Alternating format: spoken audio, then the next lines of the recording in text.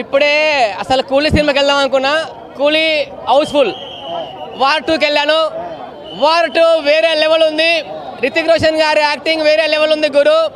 నేను చెప్పాలంటే గురు ఎన్టీఆర్ అన్న ఉంటే వార్ 1 సైడ్ గురు, కానీ ఇందులో ఈ మూవీలో వార్ 2లో ఎన్టీఆర్ అన్న విలన్, రితిక్ రోషన్ హీరో. ఎన్టీఆర్ అన్నకు no songs, no heroine songs.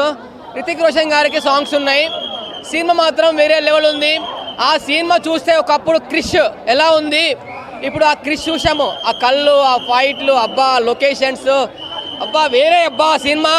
ఈ సినిమా చెప్తున్నా 10,000 కోట్లు. వార్ 2 10,000 కోట్లు గురు చెప్తున్నా. గురు గురు గురు గురు సినిమా మాత్రం ఉంది లెవెల్, వేరే లెవెల్ గురు చెప్తున్నా. వార్ 2 చెప్తున్నా. 1,00,000 కోట్లు, 10,000 కోట్లు, 20,000 కోట్లు చెప్తున్నాను. సినిమా నేను బిగ్ బాస్ చూస్తా, వార్ 2 మళ్ళీ మళ్ళీ చూస్తా సినిమా చెప్తున్నా.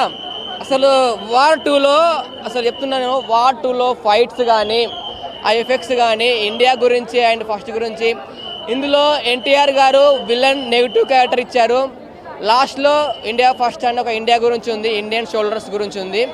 కానీ ఇందులో మెయిన్ కాన్సెప్ట్ ఏంటంటే రితిక్ రోషన్ గారు హీరో, ఇందులో విలన్ ఎన్టీఆర్ అంతే. ఈ సినిమాలో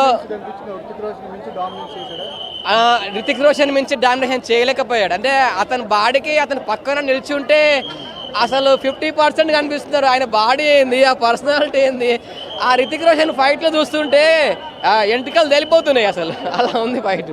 సూపర్ సినిమా, ఎక్సలెంట్. అసలు వార్ 2 సినిమా చూడొచ్చు, అందరూ చూడొచ్చు. నేను ఇప్పుడు కూలీ సినిమాకి వెళ్తున్నాను. కూలీ టికెట్ దొరికింది ఇప్పుడే, కానీ పోతున్నా కూలీ.